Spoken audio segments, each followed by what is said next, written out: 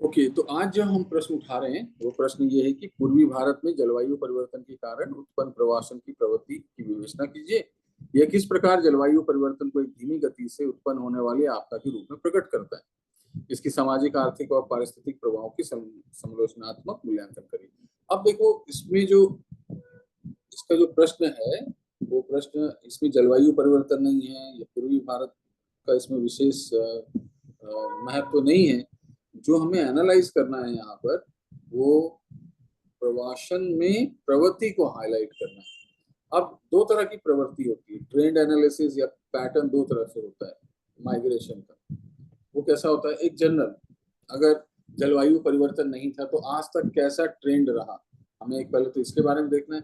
अब देखना है कि जलवायु परिवर्तन के कारण इस ट्रेंड में क्या डिविएशन आ रहा है, मतलब क्या बदलाव आ रहा है, कैसे ये ट्रेंड अलग हो रहा है। तो इसके लिए हमें करना क्या पड़ेगा, सबसे पहले तो एक जनरल ट्रेंड के पॉइंट पहले निकालने पड़े। हमें जनरल ट्रेंड प्रवासन का ना, जनरल ट्रेंड का मतलब कि प्रवृत्ति क्या थी, सामान्य प्रवृत्ति। मतलब नॉर्मली क्या होता था फिर? हाँ, नॉर्मली क्या होता है, लोग क्यों प्रवासन करते हैं और अगर करते हैं तो उनमें क्या प्रवृत्ति थी, है ना। तो सबसे पहले तो नॉर्मल माइग्रेशन, सामान्य सामान्य माइग्रेशन को प्रवासन को देख लेते हैं, ऐसे में लिख लेते हैं माइग्रेशन। तो समान माइग्रेशन का क्या है ट्रेंड, सबसे पहला जो इसका है पुश फैक्टर, हम लोग पढ़ते हैं पुश फैक्टर। पुश और पुल फैक्टर, दो दो फैक्टर होता है। पुश फैक्टर का मतलब अगर आपको कुछ तकलीफ है तो लोग निकल गए वहां से। अगर उस इस पुश एंड पुल फैक्टर में बहुत सारे, मैं दो अलग अलग कर देता हूँ। तो माइग्रेशन की जो थ्योरी है उसमें पुश फैक्टर मतलब अगर आपको कुछ आर्थिक दिक्कत आ रही है अपने गांव में या वहाँ पे, तो लोग वहां से माइग्रेशन हो जाता है। अगर बाढ़ आ गया तो माइग्रेशन हो जाता है। तो इस तरह से कारणों से जो बाध्य करे, अपना जो क्षेत्र है, जो वो जिनको बाध्य करे जाने के लिए, वो हमको पुश फैक्टर कहते हैं ना। और पुल फैक्टर आकर्षण वाला जो घटक है, उसमें ये कि आपको कुछ बेहतर दिखे आगे, आप जीवन निर्वाह अच्छा चल रहा है और जो आपके चलते नौकरी रोजगार और उसके चलते एम्प्लॉयमेंट अपॉर्चुनिटी, शिक्षा एजुकेशन के चलते जो चीज आपको बेहतर दिखे, उसी को हम पुल फैक्टर कहते हैं। अब ये तो हुआ कॉज, कारणों के अपेक्षा में कारणों। फिर देखते हैं कि माइग्रेशन में डोमिनेंस क्या करता है। डोमिनेंस का मतलब सबसे ज्यादा आजकल कौन सा, जलवायु परिवर्तन से पहले ना वो देखा जा रहा है शहर की ओर, ग्रामीण शहर प्रवासन, रूरल अर्बन माइग्रेशन, है ना। ये केवल इंडिया में नहीं, वर्ल्ड ओवर सब जगह चल रहा है ये। अच्छा, अब आप लोग को क्या करना था कि इन सब के कारणों को भी पता करना था। कारणों को, ये क्यों है आजकल, क्यों लोग शहरों की तरफ जा रहे हैं। शहरों की तरफ इसलिए जा रहे हैं क्योंकि आजकल कृषि में ना बहुत सारी वो है डिस्ट्रेस जिसको बोलते हैं, मन का उबाऊ होना। मतलब अब लोगों को ना वो लाभ का बहुत ज्यादा स्कोप नहीं दिख रहा। कृषि की एक सीमाएं हैं, कृषि उससे आगे बढ़ ही नहीं सकता क्योंकि जमीन की एक क्षमता है, उससे ज्यादा उसका पैदावार नहीं हो सकता। और इसकी एक बंधन और भी है कि अगर पैदावार ज्यादा हो गया तो कीमत गिर जाएगी। तो इसीलिए एक तरह का डिस्ट्रेस है यहाँ पर। और इसीलिए लोग क्या है, अर्बन सेंटर में जाते हैं, क्योंकि शहरों की तरफ जाते हैं क्योंकि उनको उनकी क्षमता के हिसाब से चीजें मिल जाती है। अच्छा, और भी क्या फैक्टर है।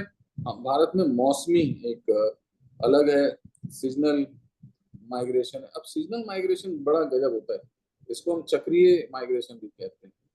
लोग एक क्षेत्र से दूसरे क्षेत्र जाते हैं फिर वापस आ जाते हैं, माइग्रेशन।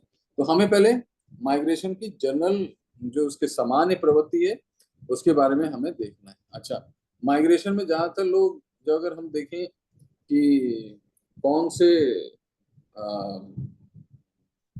जेंडर के लोग जाते हैं, जेंडर का मतलब महिलाओं का माइग्रेट की भागीदारी ज्यादा होती है कि पुरुष की ज्यादा होती है, तो देखा जा रहा है कि मेल की ज्यादा होती है ना। और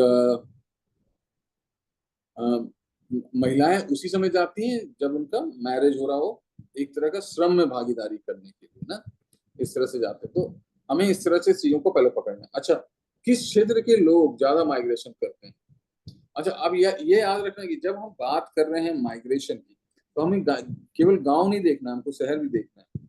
एक शहर से दूसरे शहर भी लोग जाना जाएंगे यहाँ पे ना, क्योंकि हमें थोड़ा सा ब्रॉडर जी तरीके से देखना है। तो अर्बन सेंटर में अब क्या होता है कि कौन से लोग माइग्रेट करेंगे एक शहर से दूसरे शहर, है ना?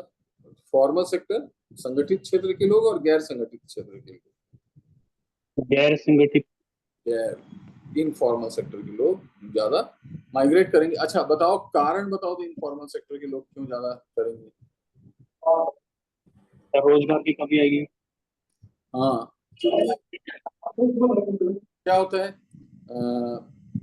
जो बड़े शहर होते हैं वहां पे ज्यादा कंस्ट्रक्शन के कार्य हो रहा होता है, और इसलिए उनको ज्यादा ऊंचे वेतन पे, है ना, बड़े शहर में ज्यादा जो उनकी श्रमिक होती है ज्यादा, जैसे लोग कोई मेरठ जाए, लोग दिल्ली आए, तो दिल्ली में ज्यादा पेमेंट मिल रहा होता है। तो इसी तरह से लोग बड़े शहर की तरफ जाते हैं, इसलिए उनको ज्यादा ट्रेंड मिलता है। अच्छा, दूसरा इंटर स्टेट होता है। इंटर स्टेट माइग्रेशन मतलब ज्यादातर लोग उत्तरी भारत से दक्षिणी भारत की तरफ जाते हैं, है ना?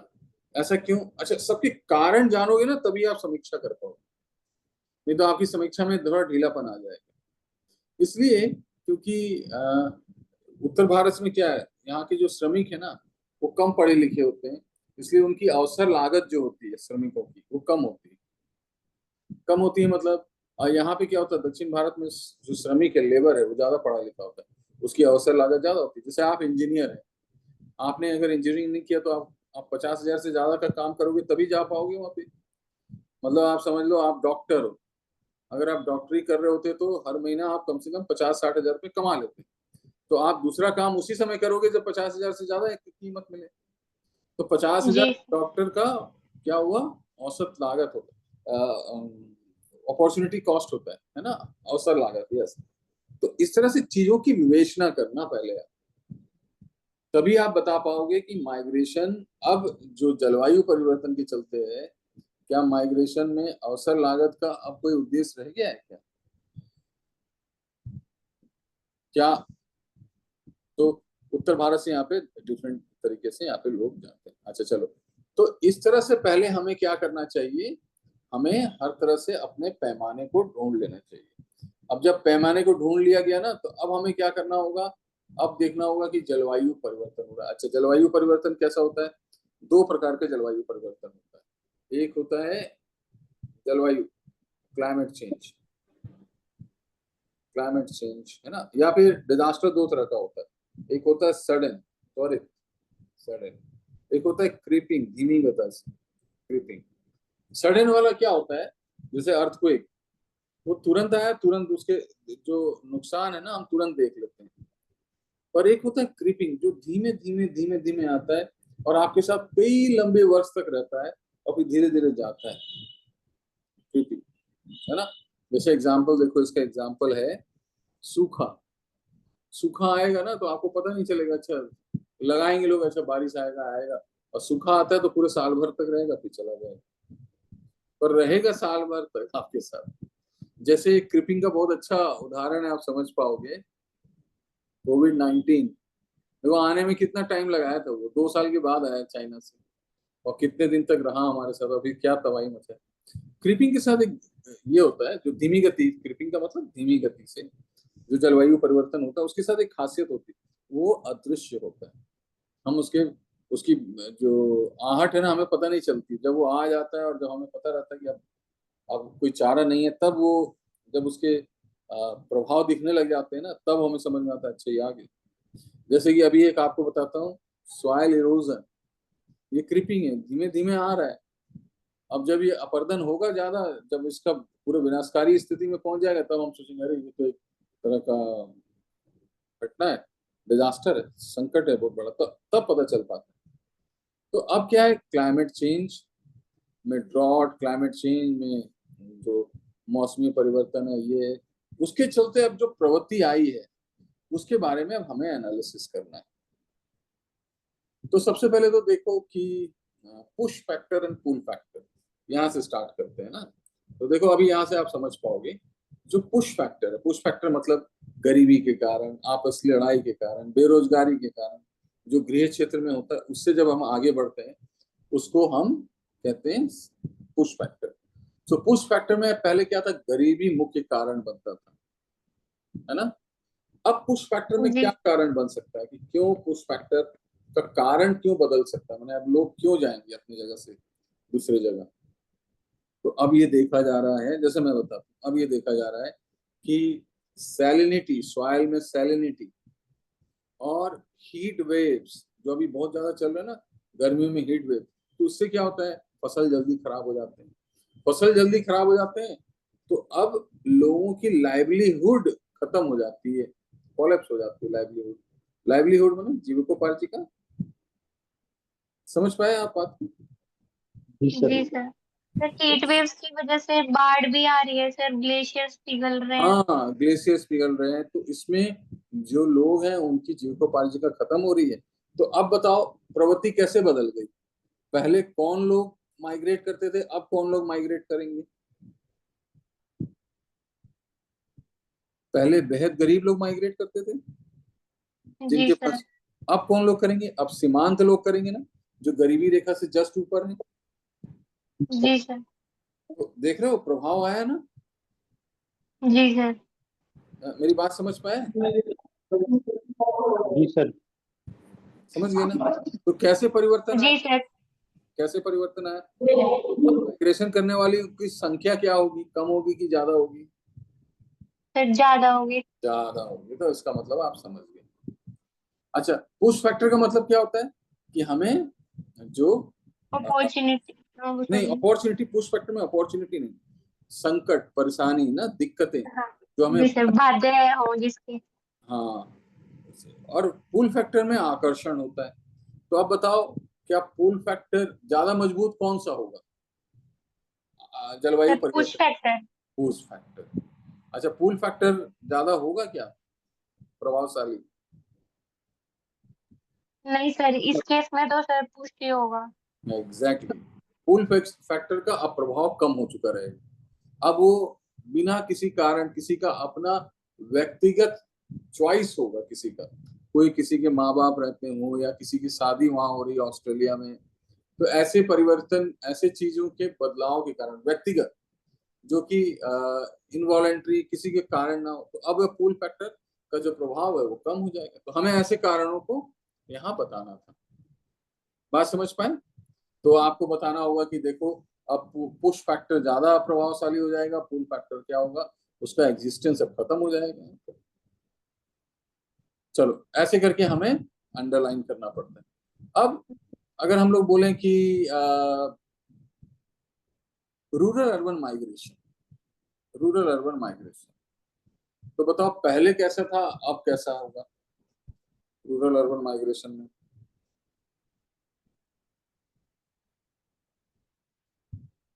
सर पहले, जब पहले कम था अब ज्यादा हुआ एक तो। हाँ, ये तो बात सही है। और और सर पहले ज्यादा लोग मतलब अपॉर्चुनिटीज की वजह से ज्यादा शिफ्ट हो रहे थे, लेकिन अब बाध्य होंगे। ब्रिलियंट, बहुत अच्छा पॉइंट। तो अब जो शहर की तरफ जो माइग्रेट करेंगे, वो शहर में कहाँ पे क्या चीज बढ़ाएंगे, सामान्य घरों की संख्या ज्यादा बढ़ेगा कि स्लम्स की संख्या ज्यादा बढ़ेगा? स्लम्स की संख्या ज्यादा बढ़ेगी। हाँ, ऐसे। तो स्लम की संख्या ज्यादा बढ़ जाएगी। अब जो क्या बोलते हैं उसको, झुग्गी झोपड़ियों की संख्या, और इसमें जो जो इंफ्रास्ट्रक्चर है उसमें दबाव ज्यादा होगा, क्योंकि अब लोग कौन आएंगे, जो प्राथमिक क्षेत्र के लोग हैं जिनको जलवायु परिवर्तन से ज्यादा परेशानियां होंगी, जी सर। है ना। तो अब हमें बताना है कि जो अर्बन इकोलॉजी होगा, अर्बन की जो वानिकी होगी, जो शहरी वानिकी पारिस्थितिकी तंत्र होगी, उसमें दबाव क्या होगा, ज्यादा होगा ना। जी सर। और लोग कहाँ पे विकसित सेटल होंगे, उनका सुरक्षित कि गैर सुरक्षित, तो गैर सुरक्षित क्षेत्रों में। गैर सुरक्षित, ऐसे करके बताना पड़ेगा हमें, गैर सुरक्षित जगह के अंदर, है ना। अच्छा चलो कोशिश करना आप लोग ना, ये जी। बताओ मौसमी प्रवासन में क्या प्रभाव पड़ेगा। मौसमी, जब जलवायु परिवर्तन था तो मौसमी प्रवासन कैसा था? चक्रीय था। तो उस चक्रीय प्रवृत्ति में क्या अंतर पड़ेगा? क्या चक्रीय प्रवृत्ति तेज हो जाएगी कि क्या चक्रीय प्रवृत्ति टूट सर जाएगी? पहले हाँ, तो लोग चक्रीय प्रवृत्ति थी, लेकिन अब सर ज्यादा लोग ज्यादा मतलब परमानेंटली शिफ्ट होने लगेंगे, क्योंकि जब इतनी ज्यादा तो चक्रीय प्रवृत्ति क्या हो जाएगी? सर विखंडित हो जाएगी। बढ़ेगी। बढ़ेगी कि विखंडित हो जाएगी? मतलब लोग एक ही तरफ जाएंगे, वापस तो नहीं आएंगे। एक ही तरफ रह जाएंगे, यस सर। हाँ, विखंडित। तो ये देख रहे हो आप, हमें इसी के आधार पे बोलना है ना, कि तभी तो हम एग्जामिन कर पाएंगे ना कि विखंडित हो जाएगी, जी सर। परमानेंटली टूट जाएगी इसमें। और क्यों जी सर। टूटेगी? कि जो लोग आइलैंड से माइग्रेट कर रहे हैं वो वापस आइलैंड में तो जाएंगे नहीं, सबमर्ज हो जाएगा वो, जी सर। है ना। जलवायु परिवर्तन के चलते जो क्षय हो रहा है, अपरदन हो रहा है, या लवणता बढ़ रही है सॉइल की, लोग वहां पे जाएंगे नहीं। तो ऐसे ये डिस्प्लेसमेंट क्यों होगा? परमानेंट लॉस ऑफ लाइवलीहुड के चलते होगा। उदय, समझ पाए मेरी बात को? जी सर। हाँ, तो इस तरह से चीजों को करना पड़ेगा ना। अच्छा चलो, और सोचना, आप यहाँ पे बताना ना कि देखो, ज्यादातर जो माइग्रेशन होता था पहले, मेल मेंबर पहले जाते थे, अपना ग्राउंड बनाते थे, फिर फैमिली को लेकर के आते थे। ऐसे ही होता था ना। हम लोग ऐसे जी देखते हैं कि जो लेबर आते हैं तो बाहर के जितने घर होते हैं उसमें मेंबर्स की ज्यादा संख्या, मेल लोगों की कम संख्या रहती है। अब माइग्रेशन की प्रवृत्ति में कुछ बदलाव आएगा जलवायु परिवर्तन से? जी जी सर। सर। अब तो औरतें भी और बच्चे बच्चे सभी। सब जाएंगे, वेरी गुड। तो अब किसका माइग्रेशन होगा? परिवार का माइग्रेशन होगा कि युवाओं का माइग्रेशन होगा? परिवार परिवार। का। हाँ, परिवार का माइग्रेशन होगा। अच्छा बताओ, कौन से समुदायों में सबसे ज्यादा परिवर्तन माइग्रेशन होने के चांसेस लगते हैं आपको? कि कृषि परिवार में, कि ट्राइबल के परिवारों में, कि सामान्य घर के परिवारों में, कौन सी कम्युनिटी में सबसे ज्यादा माइग्रेशन की प्रवृत्ति बढ़ जाएगी? सर ट्राइब्स और सर कृषि आधारित जो समुदाय हैं सर हाँ, सबसे ज्यादा तेजी किसमें आएगी, ट्राइबल में कि कृषि आधारित? कृषि। सर ट्राइबल में। ट्राइबल में। क्योंकि कृषि तो प्रभाव पड़ेगा, पर जंगलों में पहला प्रभाव पड़ेगा कि खेतों में पहला प्रभाव पड़ेगा? सर जंगलों में। देखो, जंगल। सबसे ज्यादा प्रभाव तो पहले खेत तो, भाई अगर मान लो सूखा पड़ गया तब भी खेत जिंदा रहेंगे, उनको ग्लेशियर से नदी का पानी मिल जाएगा। पर जंगल नहीं, वो सूख जाएंगे ना, वो फल नहीं देंगे, तो ट्राइबल तो मर जाएंगे ना उसमें। जी सर। हाँ, तो अब महिलाओं की संख्या ज्यादा हो जाएगी तो माइग्रेशन, हम बोलेंगे माइग्रेशन ऑफ फेमिनाइजेशन हो गया उनका। जी सर। हाँ, इस तरह सर से। अब हुआ है, मतलब औरतें भी बहुत ज्यादा दिखाई देती हैं सर। हाँ, अब ये ऐसा दिखने लगा। और खासकर आप देखो, माइग्रेशन में आप देख सकते हो ना कि जो रेड लाइट्स होते हैं, रेड लाइट में ट्रैफिक वाले जो लाइट्स होते हैं, वहां पे जी देखो, सर। ये लोग ट्राइबल्स हैं। और आप देख सकते हो कि पूरे फैमिली आ जाती है ना, बच्चे उच्चे सब, यस सर। उनके रोजगार। तो ये प्रवृत्ति जी सर। इस तरह से। सर बहुत जगह मतलब अब तो बहुत ही मतलब हमारे से छोटी सी सिटी है उसमें भी मैं देखती हूँ सर, बहुत ज्यादा हो चुका है ये सर। कौन सी सिटी है आपकी? सर हरियाणा में है चरखी दादरी। चरखी दादी तो सिटी दिल्ली से जुड़ी हुई है ना। सर दिल्ली से नहीं जुड़ी हुई। चरखी दादी में तो वो एक्सीडेंट हुआ था प्लेन का। नहीं सर, एरोप्लेन का हुआ था। हाँ, वही प्लेन प्लेन एरोप्लेन का। हाँ प्लेन का सर। तो मुझे ट्रेन से नहीं। हम्म तो मेरे कहने का मतलब है कि इन लोगों को पुश किया गया था बाहर, जब कॉमनवेल्थ गेम आया ना, जी तो सर। ट्राइबल्स को बाहर बाहर भेजा गया था, गुड़गांव जाओ, इधर जाओ, बाहर बाहर। इसलिए यहाँ पे हम्म, चीजों को आकर के रखे। तो इसी तरह से चीजें क्या होता है कि अब क्या हुआ कि माइग्रेशन में अब क्या है, संख्या बढ़ गई उनकी ना, जी सर। तो इसलिए महिलाओं का ज्यादा इसमें वो हो गया, तो चीजें बदलने लगी। अच्छा, अंतरराज्य में क्या फर्क पड़ा होगा? सर अंतर्राज्य में सर जो मतलब जो स्टेट्स हैं ज्यादा कृषि पे या ज्यादा ट्राइबल स्टेट हैं उनमें बढ़ गया होगा सर माइग्रेशन, मतलब गुड। बढ़ जाएगा सर। अच्छा ये बता सकते हो आप कि किस राज्य से किस राज्य की तरफ, जो कोस्टल स्टेट्स हैं और जो इनलैंड स्टेट्स हैं, अंतर्राज्यीय राज्य जो है और एक तटीय राज्य जो है, तो माइग्रेशन किस तरफ बढ़ा होगा? तटीय राज्यों की तरफ ज्यादा बढ़ा होगा कि अंदरी राज्यों की तरफ ज्यादा बढ़ा होगा? तटीय राज्यों की तरफ सर ज्यादा ये बढ़ा होगा। तटीय राज्य जो होते हैं ज्यादातर क्या होते हैं कि विकसित दक्षिण राज्य तो मैं समझ गया, तो कृषि मतलब कृषि प्रधान, जहाँ भी तटीय राज्य का मतलब है कृषि प्रधान। तो कोलकाता तो में अपॉर्चुनिटीज ज्यादा है सर। हाँ उनकी चीजों को लेकर के, तो क्लाइमेट माइग्रेशन क्या कर रहा है कि किसको डिस्टर्ब करेगा? राज्य के नियोजन को डिस्टर्ब करेगा ज्यादा कि केंद्र के नियोजन को ज्यादा डिस्टर्ब करेगा? राज्य को राज्य के नियोजन को ज्यादा डिस्टर्ब करेगा, है ना? तो हमें इस तरह से पहले क्या करना है कि हमको इन सबको देखना है और फिर नॉर्मल तरीके से देखना, फिर देखना कि डेविएशन जो आ रहा है वो क्यों आ रहा है ना? जी अच्छा, सर। इसका ये देखो, अब हम लोग देखते हैं, अब प्रश्न को लेके आते हैं।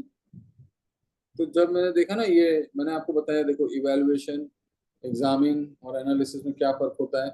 तो अभी हमने देखा कि एग्जामिन में हम पहले देखेंगे नॉर्मल ट्रेंड क्या था, जब जलवायु परिवर्तन नहीं था तो क्या था और फिर बदलाव क्यों आया ना। तो अब देखो, हर बदलाव क्या नकारात्मक होगा? इसका नहीं, कुछ अच्छा भी बदलाव आ सकता है। जी सर। तो जैसे हम देखते हैं आर्थिक परिप्रेक्ष्य में बदलाव, क्योंकि हम देखते हैं इनका दूसरा जो प्रोमिनेंट क्वेश्चन था सेकंड पार्ट में जो आपको डिस्कस करना था, सेकंड पार्ट में क्या था कि ये कहते हैं इसके सामाजिक, आर्थिक और पारिस्थितिकी प्रभावों की समालोचनात्मक मूल्यांकन करिए। तो हमको दोनों चीज बताना है ना? जी सर। तो आर्थिक क्या है? लाइवलीहुड, जीविकोपार्जिका का नाश हो गया, चलो खत्म हो गया। अब उसमें आप बहुत सारी चीजें आपको आर्थिक में मतलब कि सर गुड पॉइंट भी है कि हमारी जीडीपी थोड़ी कृषि से मतलब कम हो गए और दूसरे सेक्टर्स में बढ़ेगी, तो सर इससे हमारी जीडीपी बढ़ेगी। हाँ, जीडीपी का गति बढ़ सकता है, शहरों में कंस्ट्रक्शन का रेट बढ़ सकता है क्योंकि श्रमिक सस्ते हो जाएंगे। तीसरी चीज इसमें यह है कि क्या परिवारों का विखंडन होगा क्या इससे? जी सर, ये तो होगा। परिवारों का विखंडन मतलब अब तो पूरे पूरा पूरा परिवार ही जा रहा होगा। हाँ सर, वैसे तो ये तो हाँ, ये है कि ज्वाइंट फैमिली न्यूक्लियस फैमिली बन जाएगी, ठीक है, पर ये नहीं है कि मेल मेंबर निकल गया फिर फैमिली रह गई, ऐसा नहीं। अब पूरा पूरा परिवार माइग्रेशन हो जाएगा, है ना? डिसइंटीग्रेशन जी तो सर। होगा, वो उसका फ्रेगमेंटेशन होगा, बड़ी फैमिली छोटी हो जाएगी, पर परिवार जीवित रहेंगे। ये नहीं कि परिवार का मुखिया चला गया फिर परिवार बिना मुखिया के चल रहा है गांव में, ऐसा नहीं, है ना? हम्म, अच्छा, जी सर। हाँ, इस तरह से चीजों का वो होगा। तो हमें हर तरह से चीजों को दिखाना है। अच्छा, कॉन्फ्लिक्ट भी हो सकता है इसमें, है ना? कॉन्फ्लिक्ट का मतलब क्या है कि जब बड़े पैमाने पे लोगों का माइग्रेशन होगा तो जो जहाँ पे लोग पहुंच रहे हैं वहाँ के लोगों का जो रोजगार है वो खत्म हो सकता है, इसलिए लोग इसको रोजगार सस्ता भी हो सकता है सर। हाँ। तो अब आपको ना अपने हिसाब से इसको थोड़ा सा देखना है और इसका टॉपिक नोट्स में पढ़ना, उसमें आपको ज्यादा जानकारी मिल जाएगी और फिर हम लोग उससे आगे इसको कर लेंगे। तो आप जी एक बार सर। प्रयास करना इसको, फिर हम लोग लिखेंगे आंसर इसका, ठीक है? तो आपके लिए छोड़ता हूँ, ये उत्तर पूरा करके मुझे दीजिएगा, उसमें टॉपिक नोट्स को ध्यान में रख कर।